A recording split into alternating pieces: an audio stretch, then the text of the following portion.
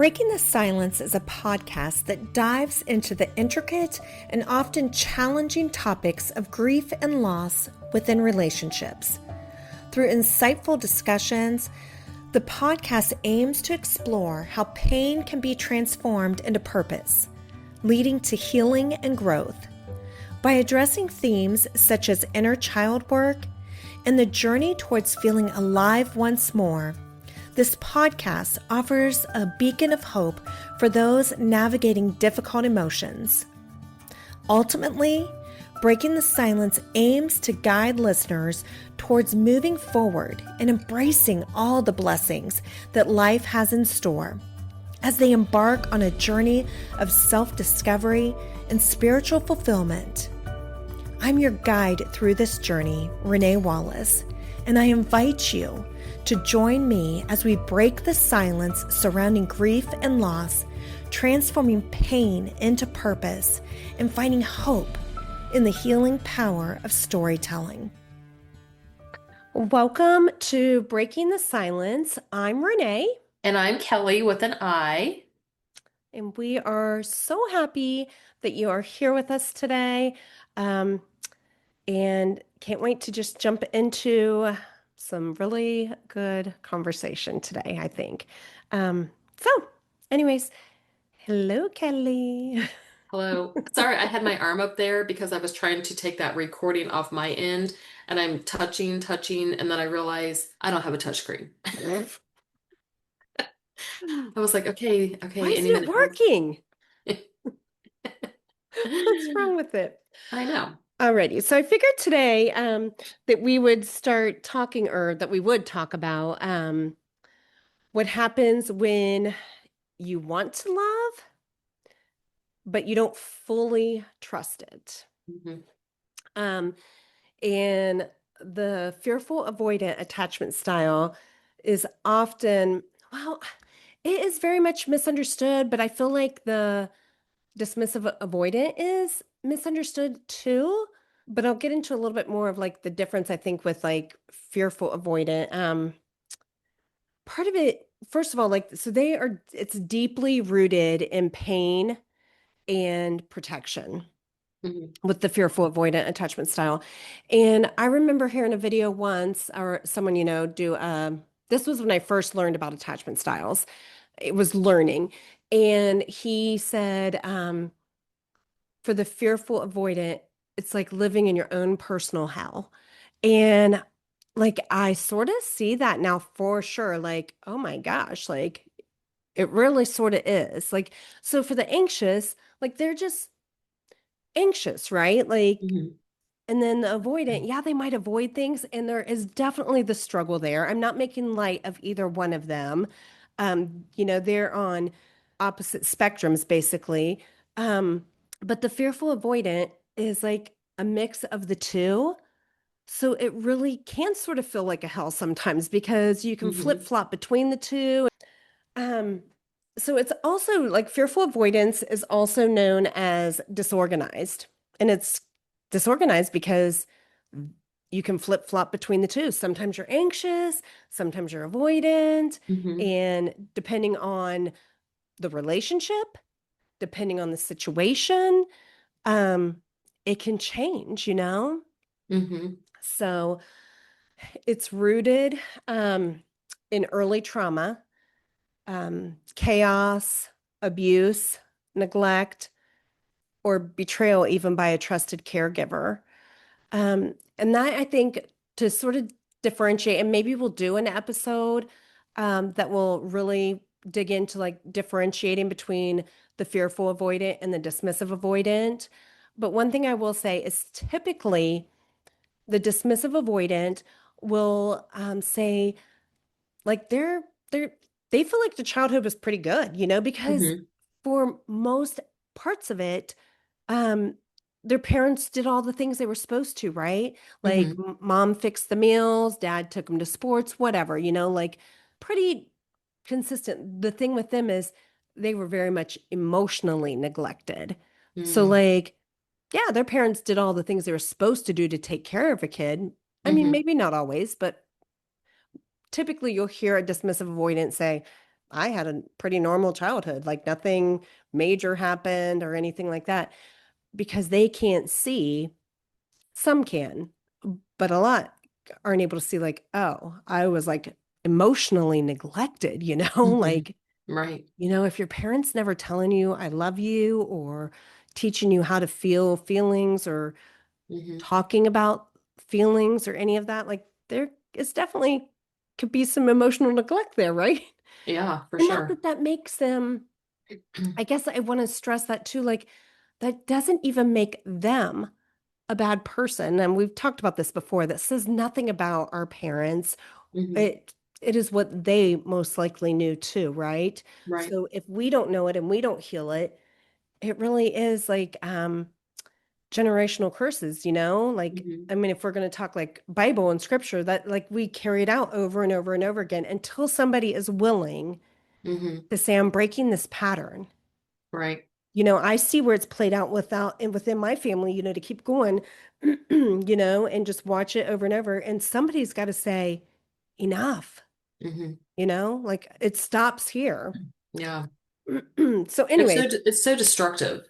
yes. And It really so, is with destructive. the dismissive avoidant, it was more of emotional neglect and attunement and like meeting their emotional needs. And with um, the fearful avoidant, it is more all the things I mentioned, like trauma. It can be big T trauma, like something major, like a death or something. And it can be little T traumas too, or even divorce could be considered a big T trauma. Hmm. Um, little T traumas can even be little things like, say, you spill the milk and how they respond. And although, like, that doesn't seem like a big deal, maybe to you, the way they responded to you was traumatic to you? Hmm. Yeah. So, anyways, their core wound of the fearful avoidant is a betrayal and trust wound. Hmm. And I can very much attest to that. I mean, I'll be completely honest, like this is my attachment style, and I very much can acknowledge that for me, it is a betrayal and trust wound. And Hmm. I can see that I was betrayed by trusted caregivers right from the start, right? Like the Hmm. people that are supposed to keep you the safest, the people that you're supposed to be able to trust the most, Hmm. if they betray you right from the beginning, that wound is there, like then how can I trust anybody? If I couldn't trust my mom or Hmm. whoever. Yeah. So, um, so their nervous system is wired for both connection and protection at the same time. So they very much want connection. Hmm. They very much want love. They want to experience it, but they're also wired to protect, like, being very hyper vigilant, like always watching surroundings, watching people, Hmm. everything, being just very observant. Yeah. Um, and they often are like just always waiting for the other shoe to drop, and that's that protection piece there. Hmm. Um, so their core conflict would be, I want love, but I don't trust that it's safe. Right.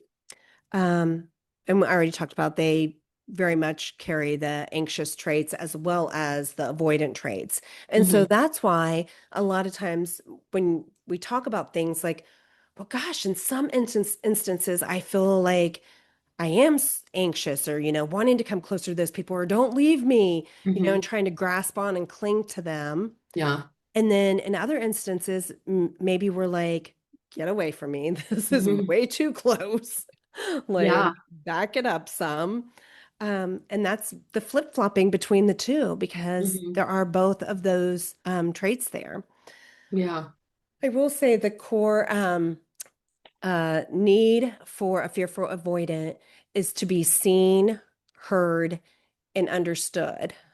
And Yeah. I will add in like a difference for the dismissive avoidant is they sort of don't want to be seen, right? Hmm. Because um, they carry so much shame. And so Yeah. with shame, and I think we talked about this actually in last week's episode too, with shame, you tend to want to hide away and not be Hmm. seen because you think you're bad or defective or wrong or something. Right. And so, anyways, Yeah. I don't know. Do you have any thoughts or anything on any of that? Yeah, I mean, it's funny because I think that you have said, or even seen some of the reels and videos and stuff, that it's like what you project is what you want for yourself. And that's really hard for me to comprehend because I feel like sometimes for myself, I don't think like I deserve that, or like I don't see that within myself that that's what I want, but I know that I'm wanting to protect everybody else. Like you say that like for somebody to be heard.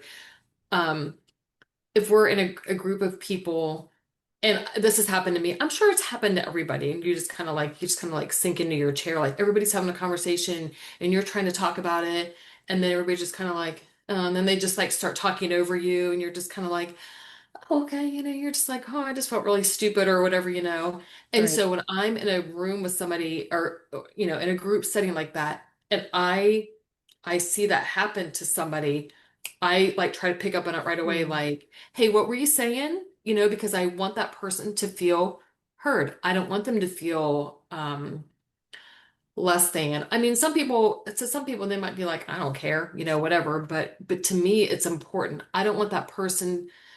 I overthink, and I don't want to go home that night and be like, nobody even heard me. Nobody even heard what I said. And I know, and I won't mention the person, but I feel like this has happened to somebody very close to me, and that happens all the time too. Like you'll say something funny, okay, and you're like, oh, that was really funny, but somebody else either heard it, because you can pick up on things subconsciously, not even you realizing, and then somebody else will say the exact same thing, and the room just erupts in laughter, and the person is like, and this has happened to me, and I try not to let it to happen to other people, or always give credit, because people will be like, oh my gosh, that was hilarious. Like this happens to me all the time, and I'm like, I literally am the one that just said that. I just said that, but somebody else says it, and everybody's like, and you're like, okay.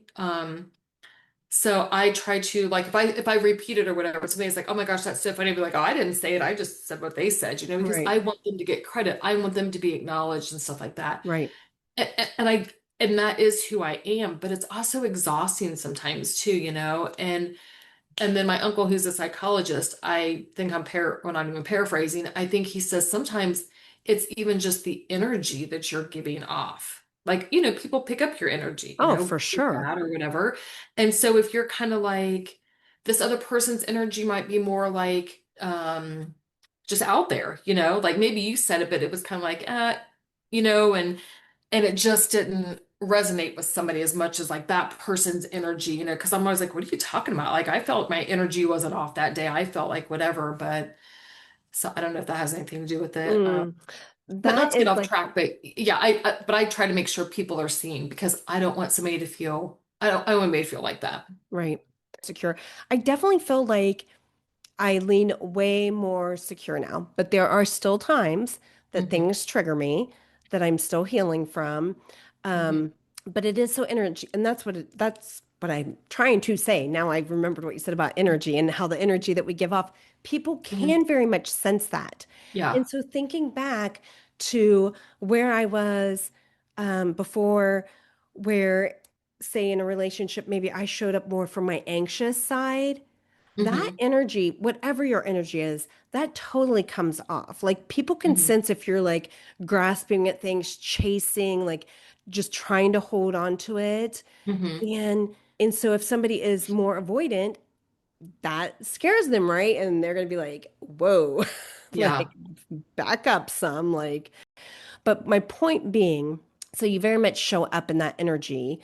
Hmm. Um, and then when we heal those things and we're no longer showing up in that way, whether it's that anxious, like trying to come close and Hmm. all that, and make sure everything's good and okay and we're fine, and um, or if you're on that avoidance side and coming more to the secure of like choosing to not run and I'm gonna stay even when it's hard and I'm gonna stay present, even if we need a little space to regulate our nervous systems, like, Hmm. I'm committed to, I'm gonna keep coming back to it. Um, there is a shift there. I think that there's a shift of that. Um, you just show up in such a different way, like when okay, I don't need I don't need a person to make me feel okay, like how the anxious would. Like they need someone to make them feel better, to validate them, to make them feel safe, all those things. Like when you really start to heal that and you move into more of that secure place, there's just this like, hey, I'm good. Like Hmm. I really enjoy your company. I really like being with you, but I'm good either way, like I'm Right. good on my own. Yeah. So it's that inner interdependence part. Hmm. So we don't want to be codependent. I'm sort of going off a little bit, but we don't Yeah. want to be codependent where we're like, we need them. We need them to make everything better. I need you to Right. be with me, whatever. Like, I need you to spend all your time with me. And it's not that hyper independent that the avoidant can do, like wanting all their time alone and I'm good completely on my own. I don't need anybody. I don't need Hmm. anything. It's that interdependence where, hey, we're really good together and Hmm. this is really amazing, but I'm also good on my own. So it can be both, the Right. balance of the two. Yeah. So I sort of went off a little bit on that, but Hmm. I think our energy very much matters. Hmm. Um, so why don't we go into now talking about this might sound like you if, Okay. and I can start it if you want, and then you, or it doesn't matter. Yeah. Go ahead. Um, this might sound like you if you crave deep intimacy, but feel panicked when someone actually gets close. This might sound like you if you're constantly afraid people will leave, but you push them away first. This might sound like you if you swing between all in and then emotionally shut down. This might sound like you if you overfunction in some relationships and withdraw completely in others. This might sound like you if you feel unsafe even with people who haven't hurt you. This might sound like you if you secretly believe love always comes with pain, control, or abandonment. This might sound like you if you're hyper independent but secretly wish someone would just stay. This might sound like you if you've heard people say you're confusing, too much, or emotionally unavailable. Hmm. Do any of those resonate with you? Some definitely do with me. I think if all these were in a dictionary, my face would probably be next to all of them. I'm like, oh, yeah, that's me. That's me. hmm And that's really hard to be in a relationship and be like that. And like you say, it does feel, and not always, but I think it's always underlying.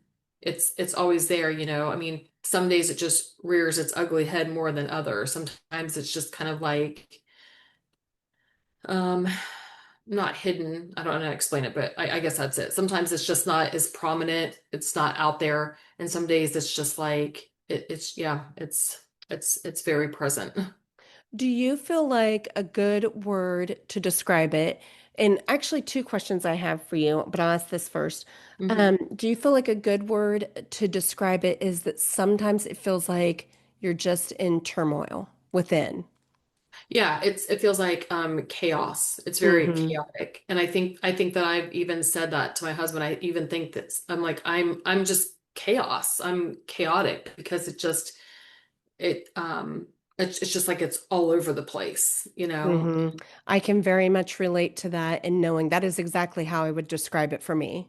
Hmm. Um, of like chaos and turmoil and like before I really started doing the work to heal Hmm. and seeing like it can feel like Yeah. chaotic and like turmoil sometimes because like it's like your brain is fighting like I really Hmm. want this connection and I really love this person Hmm. and yet your brain's like stop it's not Yeah. safe like don't do it Yeah. like and you're in this constant like battle of like playing Hmm. it out back and forth. And I think until you really grasp like what's going on there, Hmm. we can just let ourselves go wild with it. And I know I've lived it, I know.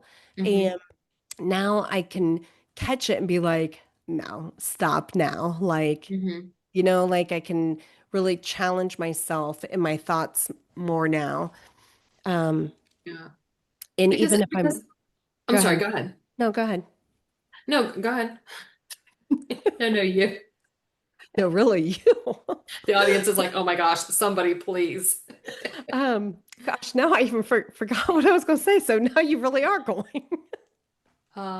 Yeah, I think it does make you feel crazy because, it makes me feel like, and people who like are on the outside and see that, like, I mean, I think for the most part, like, I feel like I've got myself together, but I think of people who you'd be like, oh my gosh, she's so crazy. What a nut, just the way she acts and stuff like that. And you're like, I think it's just, yeah, these wounds that aren't healed because it just makes you act out in such a way, almost like, not like it's something that takes over, but it's almost like it's not like how you want to act. It's not how you want to react. And I think we've talked about this before. It's like once I'm outside of that psychosis, that chaos, that feeling of, you know, then I'm like, what what happened? You know what I mean? I mean, I Mhm. know what happened, but I mean it just feels like how did I let myself get so out of control so quickly? And I do think that I have caught myself as well too. I think I am better in some aspects, but I definitely still feel it does feel crazy Well, and because I think you know right from wrong. Go ahead. well, I was just going to say, and isn't it interesting because it goes back to like some of those, what it's rooted in is trauma and chaos and things like Hmm. that. And so then it keeps playing out again that way, right? In Hmm. chaos. And even though, so subconsciously, we will still create chaos if we're not healing, if we don't choose to heal the wounds because it's familiar to us. And like, it doesn't mean we really want it, Hmm. but it feels unsafe if things are good or calm or Hmm. whatever, you know? Yeah. And so it's not even intentional. I mean, none of these are intentional for the dismissive avoidant, for any of Hmm. them, you know, for the anxious. Um, it is subconscious. And I would even describe it sometimes like it's interesting, like the dismissive avoidant, when there's conflict because they don't like conflict, and neither does the Hmm. fearful avoidant, but here's the difference. Like the dismissive avoidant will like shut down and remove themselves from it, or they'll do like a slow fade or whatever. They're the ones that are going to ghost you and stuff. They're just going to sort of disappear, right? Hmm. Because they do not want to deal with the conflict of Right. like even saying like this isn't working or whatever. Um, Whereas the fearful avoidant will end up blowing up. Like, Hmm. I mean, they might like try to, um, what's the word? I would just say they are ones, and I would say like you would might be say like I'm just really passionate, you know, or whatever. I'm really Hmm. passionate about it, like as if you're showing them that you love them so much more because you blow up, you know, Right. and um, yeah. And that is like one place I can say like that I feel like I've healed so much like that part of me of Hmm. like that anxiousness and yeah, it's just it really is like I don't want to get I mean I've said this enough, but it's and I hope it encourages people. That's what I hope it Right. does. It's not like I'm tooting my horn because I'm not. I'm still Hmm. working on things. Things still trigger me.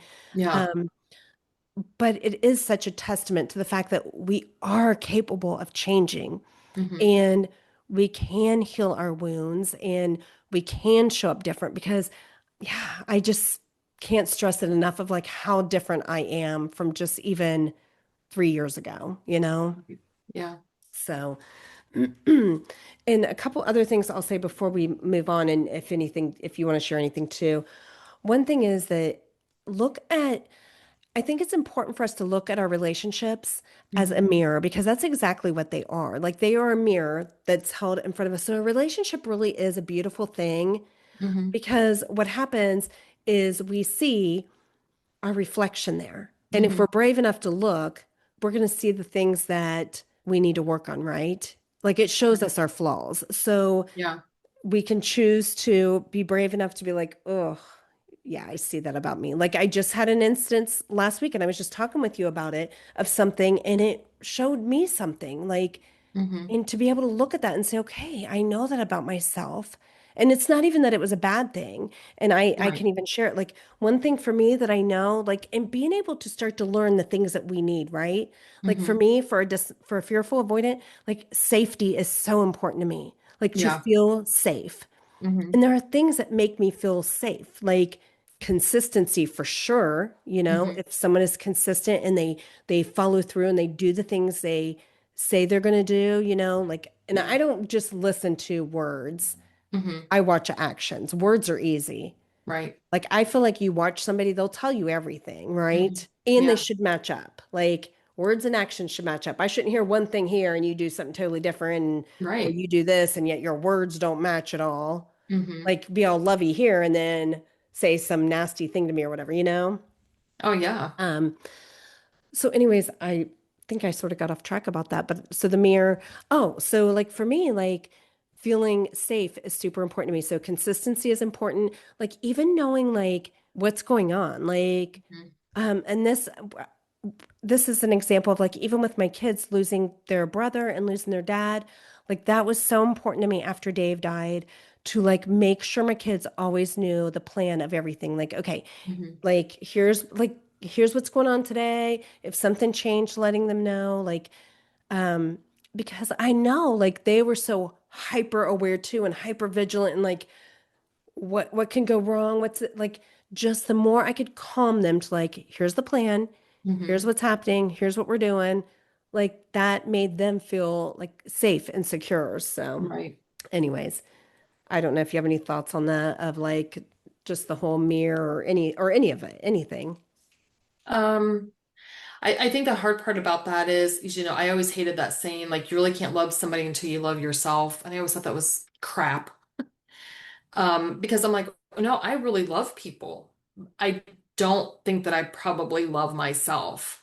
So I'm like, I always was conflicted. I was like, I don't understand that. Just because like I feel these way about myself, that's not how I feel about you. Like I really love you. I want you to feel special and good and all that stuff. But if I don't think that I'm worthy of those things, then it's almost like I keep those things for myself, but I really want those for other people. So that was always like I didn't understand that. I was like, no, I feel like I really love and I love hard and I'm very loyal and all those things.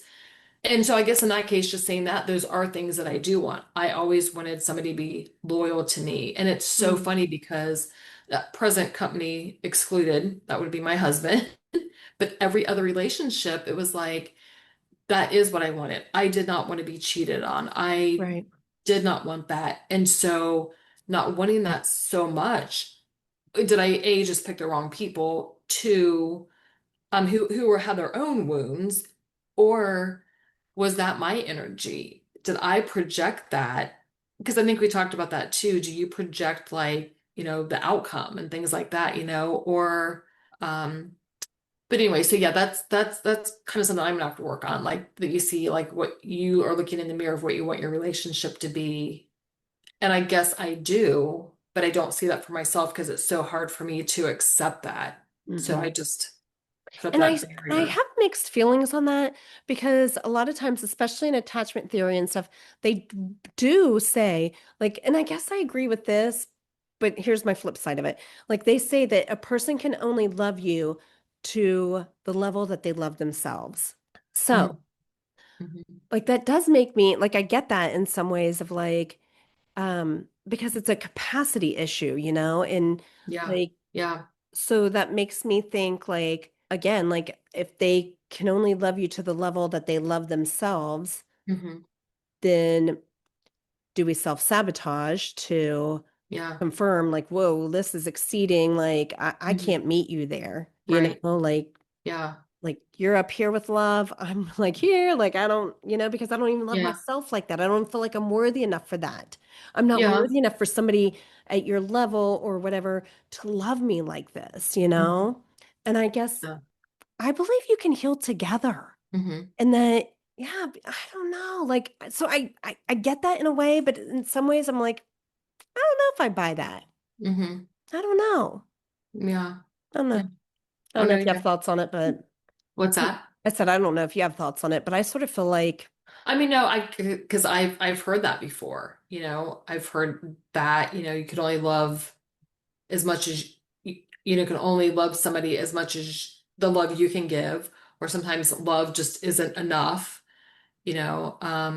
So well, yeah, I for sure agree with love isn't enough if somebody isn't willing to do the work. Like if they mhm, aren't willing to like, hey, I know I'm not perfect and I'm trying, like I'm willing to, try to work on things to grow, heal, change, whatever, like Mhm. to become a better person. Like, yeah, if somebody's saying, like, if they're just not willing, like some people Right. really aren't, like they really are Right. just like, hey, I'm totally good with who I am. Hmm.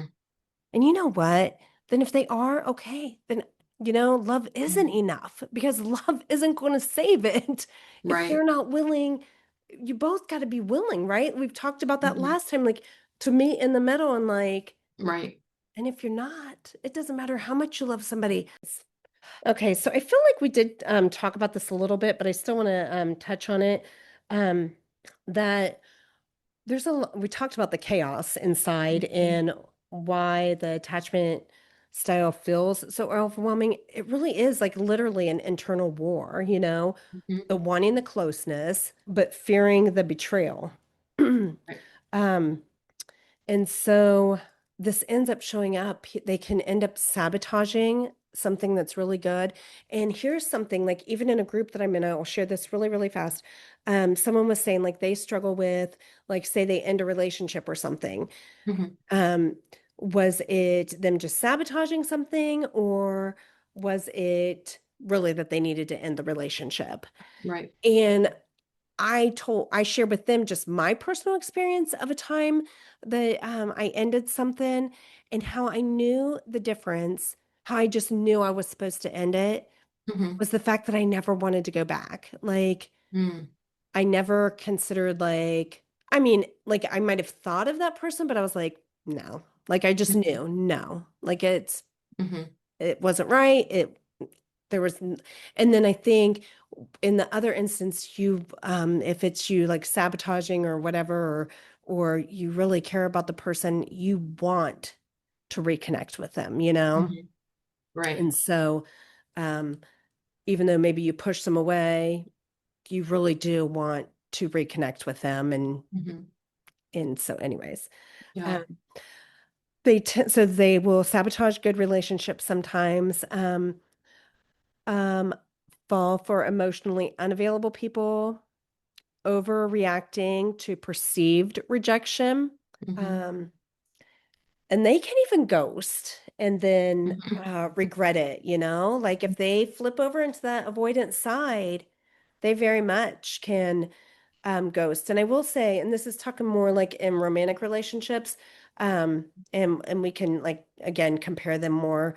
Like one thing with a fearful avoidant is they might pull away and like um, ghost or whatever, but they will typically come back around way faster than a dismissive avoidant will. A Hmm. dismissive avoidant can suppress a lot longer. But eventually, you can't run from your feelings forever, right? Right. Like they can Hmm. suppress and they can do all the things. A dismissive avoidant will do all the things to keep them busy, like work and whatever they use to like occupy their mind to like Hmm. avoid. But you can only run for so long. And Yeah. eventually those feelings start to like once the nervous system's nice and regulated and you can only run for so long and those feelings start to come back up. And I think what's funny is like I feel like this resonates so much with me. I mean, totally my personality. But as funny is because I have been in relationships and marriages where the red flags were, I mean, it wasn't like the whole room probably was red. And Mhm, people would tell me, um and I still just ran for the person, you know what I mean? Like I don't know what that was. Maybe it was the manipulative side that even though you would, like the stove is hot, don't touch it. Well, I don't even know about this because I think sometimes people just, it wasn't even curiosity. It was like, what about that just felt like home. That's how I described one of the relationships is like there were so many things about it like on this side of it like I was like no way. I was like there's a no appeal to that whatsoever, and just a little bit of like conversation and stuff like that. It was just like sucked in, and it felt like home. And and saying that, then it kind of makes sense if it was like unstable, but felt not unstable. I mean, now it's like kind of like an epiphany, like, oh gosh, wow. Yeah, because everybody was warning me and telling me, and I was like, no, no, you don't, of course, you don't know him like I know him, and Mm-hmm. all that stuff. So it was like, yes, I feel like I put up walls, and I'm a runner, but in some cases, why do I just kind of touch the stove? No, you know what I mean? Like I still give into that, but to the wrong, that was the wrong person, and really had to learn the hard way.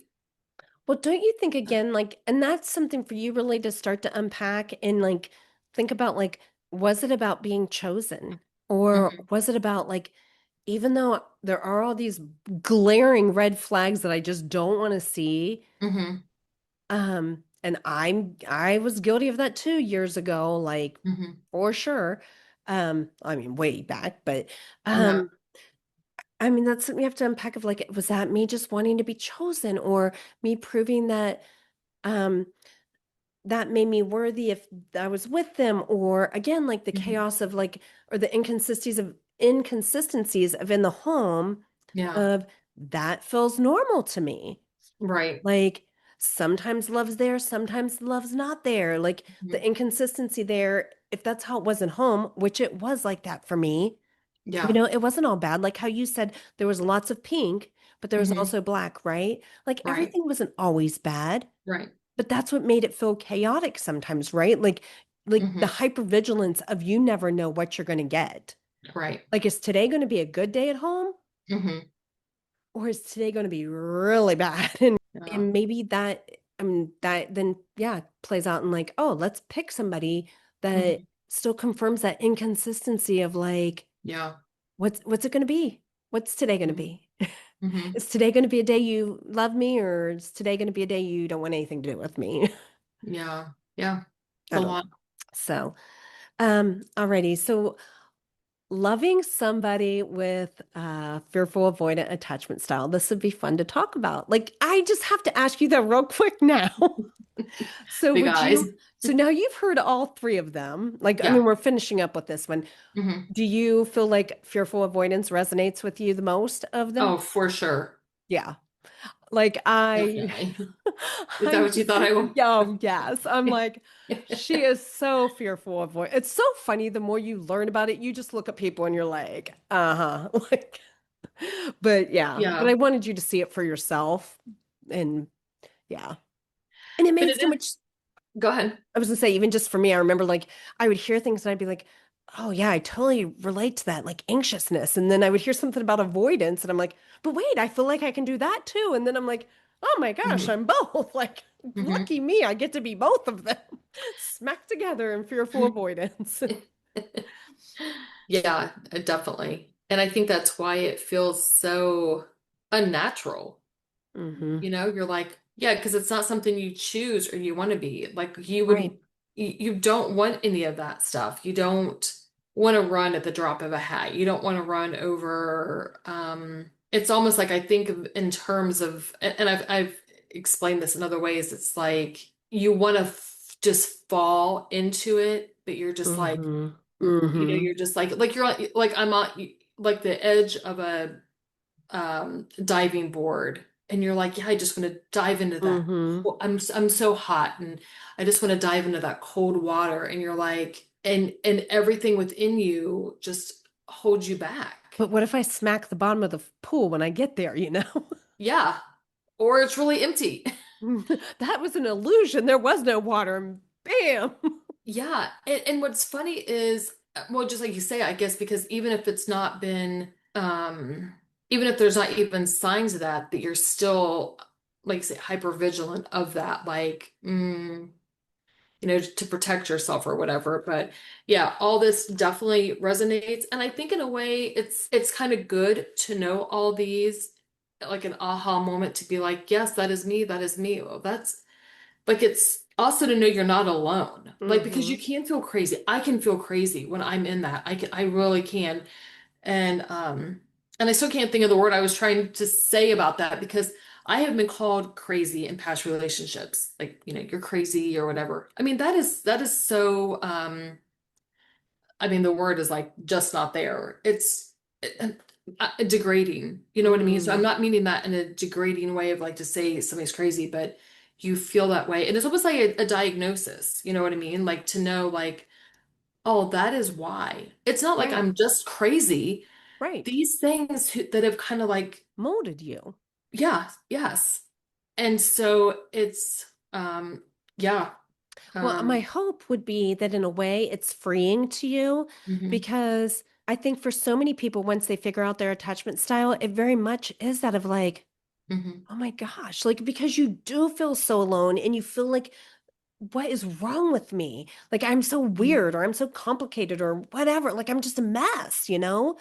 And yeah, then you figure this out and you're like, oh my gosh, like so many yeah, people deal with this. This is not like me yeah, just being a weird person or a mess yeah. or whatever. And there's something I can do about it, you know? hmm Well, and I think that's the thing too, is that you feel like for myself, then I start feeling like it would just be, in these situations of being a runner, because I think it's like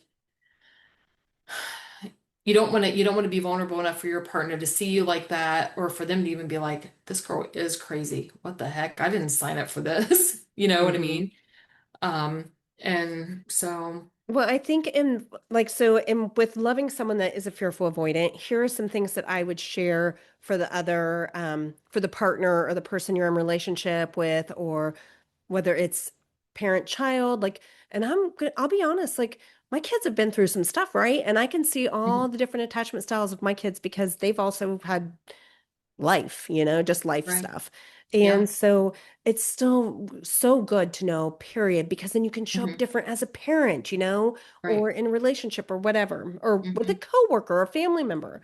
Right. Um, so a couple things I would say is first of all, just know like this is not about you, like the person that's in relationship with you or with our listeners or with me. hmm Like this is an internal thing, just like for them, like if they're avoidant or whatever, it's an internal thing going on from wounds hmm um, that hopefully we're like working through to, heal those. Um, so like I would say, try your best not to take it personal. Like I can look at people now and be like, this has absolutely nothing to do with me. Like if Right. I know they're triggered hmm and um, whatever's coming up for them, like I'm like, it has nothing to do with me. I mean, I might have touched a wound, that they're scared Right. to get close or whatever, but it really doesn't have anything to do with me. hmm So I would suggest, not to take it personal. Um, be consistent, which is funny because I think consistency is huge. Be consistent and calm. hmm Um, and don't chase or corner, allow space. And I think you've even talked about that before, where like sometimes you feel like you're backed into a corner, right? Yeah. And right there is that avoidant piece of like, so that's hmm where, okay, we need to take some time, some space, let the nervous system regulate. hmm Yes, we still need to talk about what's coming up. Like, Yeah. can't just not talk about it. hmm But that's where once your nervous system, the logical part of your brain, because when our nervous system is dysregulated, we are now reacting like our logical part of our brain is completely shut down. And we're hmm reacting from our amygdala, which is our emotional memory bank. That hmm is where our little child is basically in there in our brain of like, now we're Right. going back to past wounds and hmm traumas and like, wait, this feels super familiar. I remember hmm this. hmm I even had an incident like a month or two ago where it totally felt familiar to something. Anyways, but so if we take a step away and allow ourselves to regulate our nervous system again, then our logical brain comes back online. And hmm that's then the logical part of us. That's then hmm where like you can say, oh, well, then I can gather my thoughts and I can really, articulate what I'm trying to say. But Right. maybe in the moment when we're all dysregulated, we might say things that we really don't even mean. hmm And that really is our work because words do hurt, hmm and so that is our work. That we can't just say whatever and it'd be okay, like it cuts people. So Yeah. and that isn't to beat ourselves up either. That's to own it and be like, yeah, I really need to work on that or whatever. hmm Um, And so, yeah, avoid reacting in the chaos and just respond like being steady, and showing up in a steady way. I think anything you can do, and I guess individual people have to figure out what makes them feel safe. Like I said, for me, consistency is Hmm. feel safe. Like being in the loop of things, like just sort of knowing what's going on. I know that makes my kids feel safe. Hmm. Like, okay, here's the plan for today, and if things change or if I'm not even sure something's going to happen, like Hmm. say I have somebody in my life that isn't super consistent and like they might say, "Oh, I'm going to see the Hmm. kids tomorrow or whatever," and then you don't hear from them or whatever. Like I know, Yeah. like, okay, I'm not even going to tell my kids Hmm. until I know it's going to happen, Right. Yeah. because that's just something that's a piece that I can help like to make things seem Hmm. safe and secure for them as much as possible. Yeah. Anyways, is there anything that you want to add? And I think, and it's so funny because as older, as we get older and things like that, you can, and I think that, that is the inner child that we all have. Like we are all here like in our 50s or whatever age you are, that you're not a child, you're not an adolescent anymore, and people expect different things from you. But there's so many things that are so childlike about us, like to just be invited or included. I mean, even like some of the funny memes and stuff, and I think it is about like introverts and stuff like that. They're like, invite me, I'm not coming, but invite me anyway. Because I think people just want to be a part. They want to be included. They want to, feel loved or yeah. So Yeah. Well, so many things are epiphanies to me too, and I don't want this to end up super long, but I was thinking about this just the other day, and it's just so interesting. The more you do the work, hmm. the more epiphanies you have, and you're just like, wow, it makes so much sense. Like I Hmm. was even thinking about when we were talking about the dismissive avoidant and how like they can show up really well and their battery gets ran down and they just need time alone then to Hmm. recharge their battery. And I started thinking about this, and this is where my avoidant side shows up, and probably my introverted extrovert side of me too. So like say Hmm. like I go to a conference or something and it's just like with one company I have been with for the past 9 years, like they put on like any trips or anything are just like top notch, Hmm. But like it's like go, go, go, go, go the whole time and you're being poured into. And like I can remember leaving those things and feeling so like you're so poured into. And yet when I Hmm.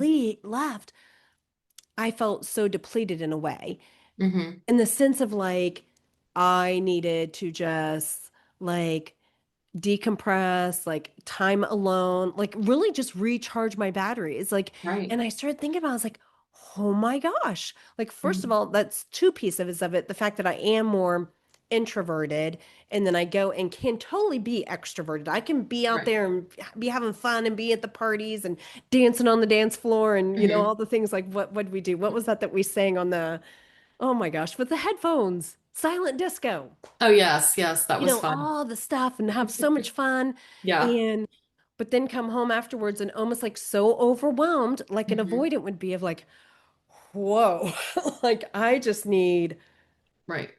time to recharge. Hmm. So it's just, I don't know. I thought of that the other day and I was like, oh my gosh, like, so it could be two pieces of it. It could be the introvert part of like, whoa, I just put myself out there for days, like just nonstop. Hmm. But also it could be the avoidant part of like, wow, I like really showed up and now I need to like just some Hmm. time for myself to recoup and like fill back up again, like pour into Yeah. me. So, anyways, all right, I would say some key steps in healing for the fearful avoidant. Again, like same with the others, therapy or coaching, Hmm. get nervous system regulation, all the things of like journaling and all the different things I even shared last week. Um, Same things. They apply to whatever attachment style I feel like journaling, learning to self-soothe ourselves. Hmm. The only thing I would say different, like, well, I would say so learning to self-trust is huge because when you learn to trust yourself, then you're willing to trust other people because like I've got Hmm. myself no matter what. Like no Right. matter what they choose, because I can't control that, Hmm. I'll be okay. Right. Um, in learning to set boundaries, and like what you're okay with, what you're not okay with. Um, Practicing vulnerability. Of course, that is a huge piece for the fearful avoidant and the dismissive avoidant. That's something Hmm. they sometimes struggle with. Right. Well, they do struggle with. Hmm. Um, and I feel like the fearful avoidant can flip-flop between it. Sometimes they can be very vulnerable. And then Hmm. sometimes they flip into their avoidance side and like, no, I do not want to be vulnerable. Yeah. Or regret being vulnerable. Yes. Um, and then going back and reparenting yourself, your inner child. Hmm. Like going, and we talked about this before too, I know in a past episode of like really going back and Hmm. asking like, what do you need? And yeah, so I don't know if you have any thoughts on that, on any of that. Um, I will say healing does take time. It is hmm. not like a flip the light switch and everything's better. Hmm. It might even be sometimes two steps forward or one step forward, two steps back. Yeah.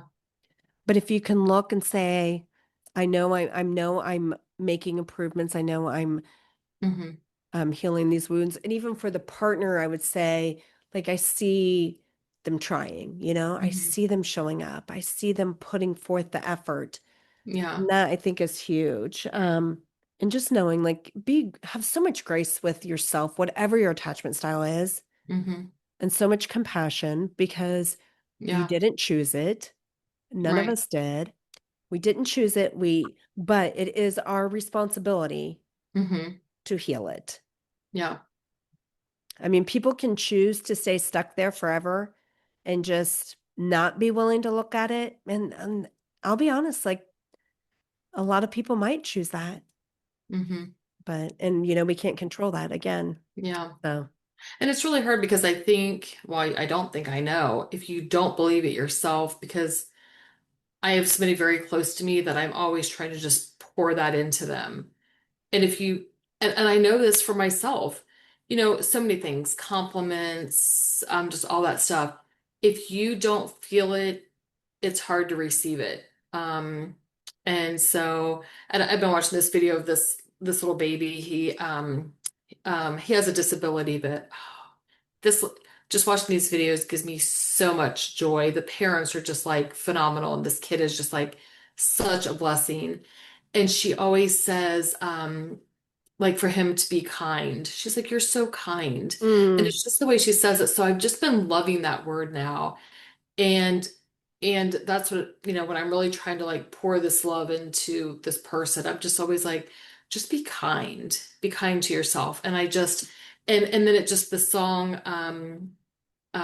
Tim McGraw, I think it's Humble and Kind, always be hmm humble and kind. So I sent that to them because I was like, and I was just listening to the words, and it just was like, it just felt like a hug, and I just felt like mm, I had to send it to him. But anyway, I think that's my word. That's my new word, kind. I just mm. just just be kind to yourself, be kind to others. And I mean, I know that word is used a lot because I'm just thinking, I think I see it on a lot of shirts now and stuff, but it's such a nice word. Well, Just and I just be think, kind. yeah, especially using it for yourself when Hmm. sometimes you are so self-deprecating, right? And Hmm. so hard on yourself. Hmm. Like speaking those things over yourself. I mean, yes, don't get me wrong. Hmm. Absolutely. Like Hmm. speaking that over other people too Yeah. and pouring into them. Hmm. But you also need to pour into yourself of Right. that. And even if you can't believe some of those things yet, Hmm. using even the verbiage, I am becoming. Like you Hmm. can't say I am, like if you already believe something about yourself, like I am courageous or whatever. But if you Hmm. don't believe that stuff, like that's like your brain's like, yeah, right. No. Then I am becoming Right. courageous, or I am Hmm. becoming brave, or I am becoming bold, or whatever, like Yeah. and starting to speak those self things over Hmm. yourself. Right. And I'll tell you something else, and I don't know how I'm getting off on this, I guess, because I'm thinking like affirmations now. But like even looking in the mirror and saying I love you to yourself, try doing that. It Like, reminds me of Saturday Night Live back when that guy would do the affirmations. He's like, "Doggone it, you're just special." but I kid you not, do not Hmm. even be surprised if you do it and you end up Hmm. crying or something, Yeah. because all of a sudden you're faced with yourself and like Hmm. saying, I love you. Like Yeah. we can tell other people that, but to stop and Mhm. look in the mirror, Yeah. and I don't know, I guess it's just, I mean, I wish I could tell like the perfect thing that I did that where it really started to flip, but there's just been lots of work and just Mhm. being committed to like wanting to be better, you know? Right. Like, so I wish I could tell like everybody like the perfect thing that exactly what it did that flipped it. And I'm not, again, not saying I'm like healed or anything like Hmm. that, but like Right. even this shift of like, I love me. Hmm. I love who I am. I Hmm. love who I'm becoming. Right. And I'm good no matter what. Like, I really Hmm. want you in my life. Like, you too, but like just in general, Well, I like ain't going nowhere, so. you're stuck with me.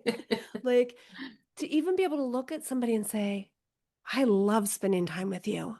Like, Hmm. I have so much fun with you, or and and I want you in my life, but I'm good. Hmm. I'm good no matter what. Like, I've got myself. I think that is just such Yeah. a beautiful place to be. Hmm. You and I talked about that, right? Like Yeah. that's that I want you in my life. Hmm. I enjoy you being there. Right. If for some reason you choose not to be in my life, Hmm. I'm still good. Right. It actually, let me see if I can find it really, really fast. Because it just I don't know, it just made me think of this and I want to share it really fast. But while I'm looking for this, I'll go on unless there was something else you wanted to say. I don't think so. Okay. So I'll go ahead and give some journal prompts really Hmm. fast and then see if I can find this quote. Oh, shoot. So, where do I long for connection but feel unsafe to fully receive it? Um, Another one, what would it look like to feel safe in love? And then just the last one, if you want a third one. When I push people away, what part of me is trying to protect me? Mm. So let me see if I can find it. Here we go. Here it is. Okay. Love is not, I'm okay if you're okay. It's, I'm okay and I can make space for you when you're not. And so I just love that because I think that is what anxious people tend to think like, I'll be okay if you're okay. Right. No, it's Right. really, I'll be okay. And I can make space for you if you're not. Hmm. Right. So I love that. Yeah, And it I made do me too. think of one thing I wrote down that even goes along with that. It's like a lot of times I think we want to carry other people's stuff Hmm. and even just challenging ourselves to say, is this mine to carry? Hmm. And Yeah. I feel like that is another area that I feel like I've grown a lot in that Hmm. for many, many, many years, I was Hmm. trying to carry somebody else's stuff Right. and trying to fix things. It Hmm. was never mine to fix. And Right. so now I can just look and be like, that's not mine to carry. Hmm. Like that's their journey, that's their road. I'm here to support them. I'm here to Hmm. encourage them, to walk it with them, but it's not my load to carry. Right. I got enough of a load. Anyways, Yeah. so if any of you feel like resonate with this as much as Kelly and I, we so get it. Hmm. And actually, I can honestly say we so get it with all of them because we're in all three of them. Like we're the mix of the two. And so Hmm. there is so much compassion there and so much love. And just, if I could stress anything, healing is possible. Hmm. It really is. I mean, we got to choose that, yes, we want to do the work to heal, but it is possible. Um, and I would say also it is hard work. Hmm. Um, but you're not doing it alone. Like there's us here to support you. There's so many resources. Um, I don't know, Kelly, do you have anything you want to add before we wrap up? Mm, I mean, I still battle with it myself because I feel like even with this, am I both feet in? I know the importance of it but but to put that work into it. And I think for me it's so important just because of my kids, my son, my stepchildren, and just to know the relationships I've been in, it's so true. And they say if you don't heal, you're just gonna keep dragging it with you. it doesn't leave, I mean, some aspects of a relationship may be better than others or whatever, but it's just going to keep bringing that with you. And I also want to be able to have my own testimony of, because I try to pour this so much into the kids because I want them, when they meet that person, I want them to be equally yoked. I want them to have, I mean, and I always say, you're going to have trials and tribulations no matter what. I Right. mean, that life is not without that, but I want them to be healthy. I want them to have healthy relationships. I want them to be in love and let themselves be loved and not have these feelings. And again, we're never going to be 100%, but it's like to just have that testimony to just try to break that generational curse.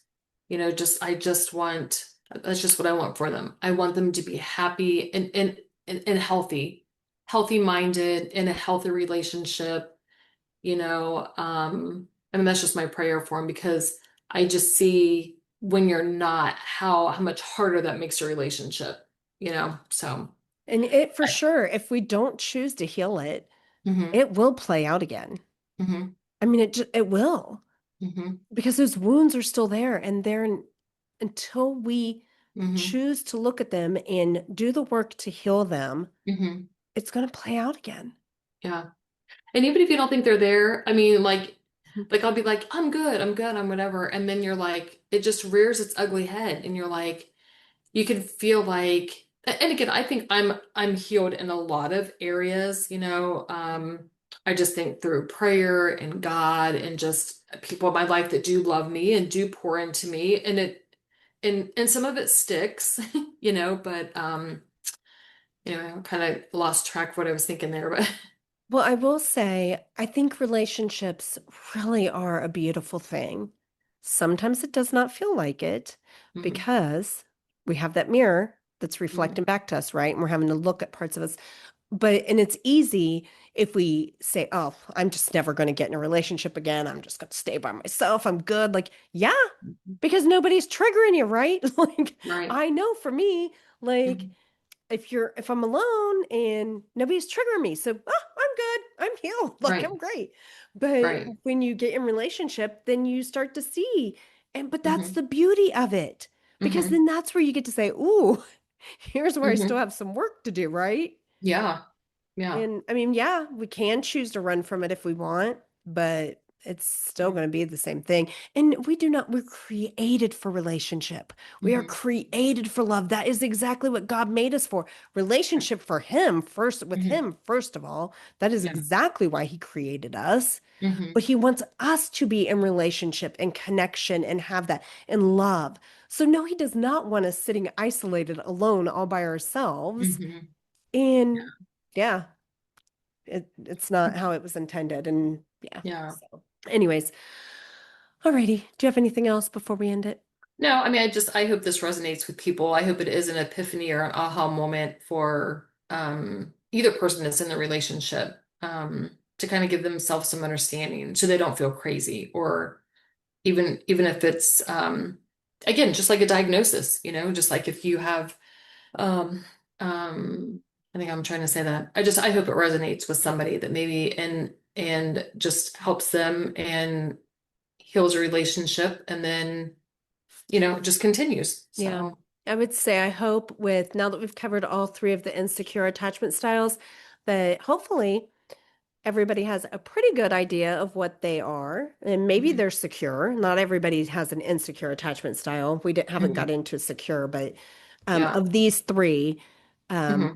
yeah, my hope is that it will help you to become more curious and to want to Hmm. move forward into healing those wounds so that you Yeah. can have the relationships and everything that we were meant to have. We were designed to have healthy relationships. Right. So.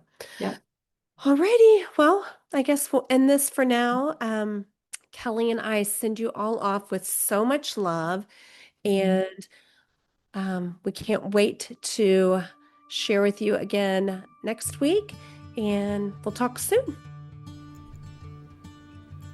Thank you for joining me on this episode of Breaking the Silence. As we conclude our time together, let us carry forward the stories we've heard, the emotions we've shared, and the connections we've forged.